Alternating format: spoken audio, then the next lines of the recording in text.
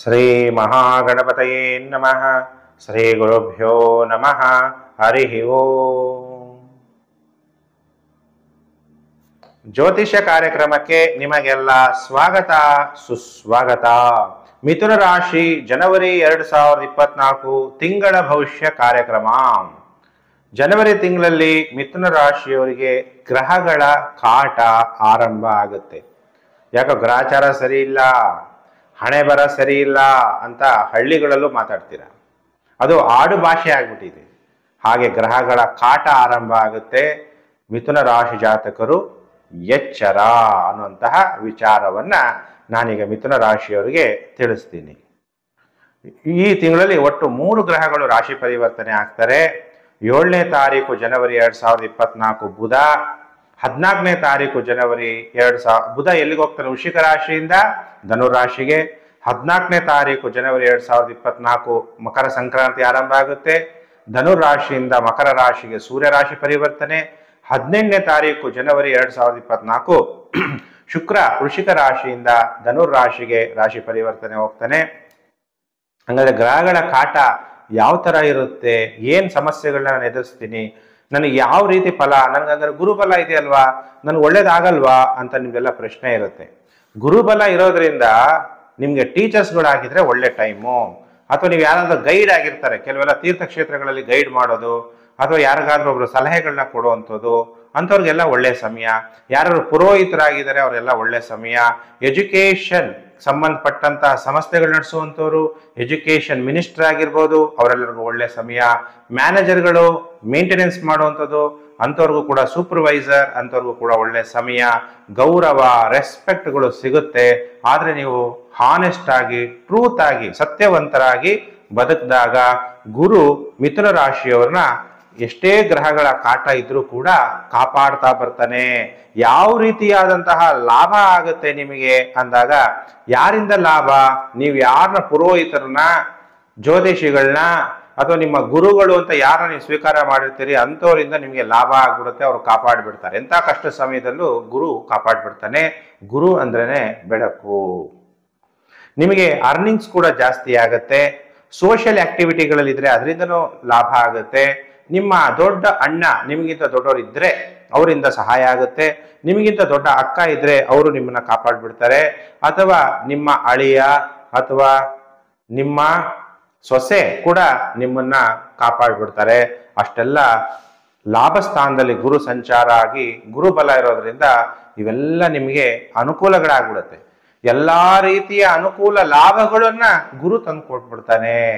ಯಾರು ಕಾಪಾಡ್ತಾ ಇಲ್ಲ ಅಂದ್ರೂ ಕೂಡ ನಿಮ್ಗೇನಾದ್ರು ಗುರು ಮಹಾದಶೆ, ಭುಕ್ತಿ, ಅಂತರ್ಭುಕ್ತಿ, ಸೂಕ್ಷ್ಮ ಈ ತರ ನಡೀತಾ ಇದ್ರೆ, ನಿಮ್ಗೆ ಮಿಥುನ ಲಗ್ನ ಆಗಿರ್ಬೋದು ಅಥವಾ ಮಿಥುನ ರಾಶಿ ಆಗಿರ್ಬೋದು, ಮೃಗಶಿರ, ಆರಿದ್ರ, ಪುನರ್ವಸು ನಕ್ಷತ್ರ ನಿಮ್ದಾಗಿದ್ರೆ ನೀವೆಲ್ಲ ಮಿಥುನ ರಾಶಿ ಜಾತಕರು.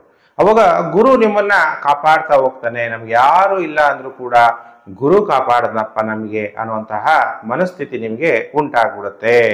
ಹಾಗಾದ್ರೆ ಇನ್ನು ಬೇರೆ ಗ್ರಹಗಳು ಏನ್ ಮಾಡ್ಬಿಡ್ತಾರೆ ಅಂದಾಗ, ನಿಮಗೆ ನೋಡಿ ಮಿಥುನ ರಾಶಿಗೆ ಶುಕ್ರ ಒಳ್ಳೆ ಪ್ಲಾನೆಟ್.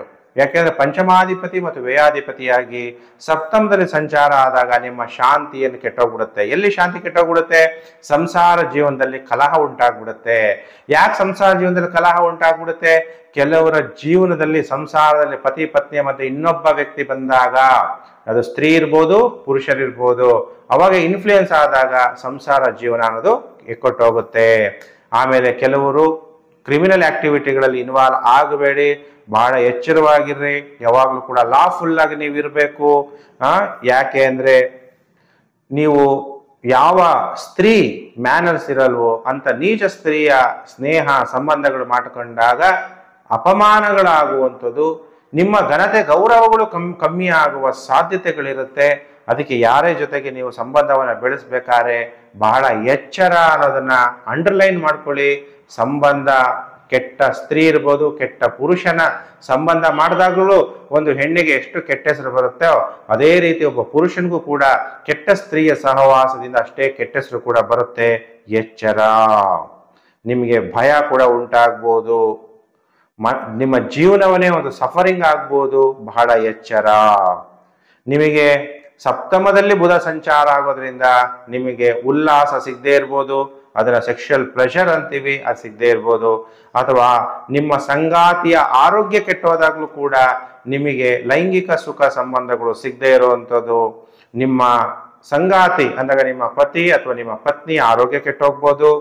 ಅಥವಾ ಮನೆಯ ಎನ್ವೈರನ್ಮೆಂಟು, ಮನೆಯಲ್ಲೂ ನೆಮ್ಮದಿ ಇಲ್ಲ, ಆಚೆ ಹೋದ್ರೂ ನೆಮ್ಮದಿ ಇಲ್ಲ ಅನ್ನುವಂಥ ಪರಿಸ್ಥಿತಿ ಕೂಡ ಉಂಟಾಗ್ಬೋದು. ಒಂದ್ಸಲ ನೀವು ಪತಿ ಪತ್ನಿ ಇಬ್ಬರಲ್ಲೂ ಕೂಡ ಕಲಹ, ಮತ್ತೊಬ್ಬರ ವಿಚಾರವನ್ನು ತಗೊಂಡು ಕಲಹಗಳು ಕೂಡ ಆಗ್ಬಿಡ್ಬೋದು. ಚಿಕ್ಕ ಚಿಕ್ಕ ವಿಚಾರಗಳಿಗೇನೆ ಅದೇ ದೊಡ್ಡದಾಗಿ ಒಂಥರ ಯುದ್ಧ ನಡೆಯೋ ತರ ಜಗಳಗಳು ಆಗಿ ಕಲಹಗಳಾಗ್ಬೋದು. ಆದ್ರೂ ಗುರು ಮಹಾದಶ ಇರೋದ್ರಿಂದ ನಿಮ್ ಜಾತಕದಲ್ಲಿ ಇದ್ರೆ, ನಿಮ್ಮ ಜಾತಕ ಗೊತ್ತಿಲ್ಲ, ಈ ಸಮಯ ಗ್ರಹಗಳ ಕಾಟ ಇರಬೇಕಾದ್ರೆ ಜಾತಕ ತೋರಿಸಿ ಪರಿಹಾರಗಳನ್ನ ಮಾಡ್ಕೋಬೇಕು. ಇದು ಅಂತ ಸಮಯ ಆಗಿರುತ್ತೆ. ಡೇಂಜರ್ ಟು ಲೈಫ್ ಅಂತೀವಿ, ನಿಮ್ಮ ಜೀವಕ್ಕೇನೆ ಅಪಾಯ ಇರುತ್ತೆ, ನನ್ನ ಜೀವನನೇ ಬೇಡ ಅನ್ನೋಷ್ಟು ಮನಸ್ಥಿತಿ ಮಾಡ್ಕೋಬೇಡಿ. ನಮಗೆ ಜೀವನ ಅನ್ನೋದಿದೆ. ಅದಕ್ಕೆ ಭಗವಂತನ ಹೇಳ್ತೀವಿ, ನಾವೆಲ್ಲ ಇಲ್ಲಿ ಪಾತ್ರಧಾರಿಗಳು ಅಷ್ಟೇ. ಎಲ್ಲನೂ ನಾವು ಇದನ್ನ ಒಂದು ಬೇರೆ ರೀತಿಯಲ್ಲಿ ನಾವೆಲ್ಲ ಇಲ್ಲಿ ಆಕ್ಟ್ ಮಾಡ್ತಾ ಇದ್ದೀವಿ ಅನ್ನೋ ರೀತಿಯಲ್ಲಿ ನಾವು ಜೀವನವನ್ನು ನಡ್ಸ್ಕೊಂಡು ಹೋಗ್ಬೇಕಾಗುತ್ತೆ. ಇದೇ ನಮ್ಮದು ಜೀವನ. ಯಾವಾಗಲೂ ಕೂಡ ಕಷ್ಟ ಅನ್ನೋದು ಇರೋದೇ ಇಲ್ಲ. ಕಷ್ಟದಿಂದ ಮತ್ತೆ ಸುಖ ಅನ್ನೋದು ಬರಲೇಬೇಕು.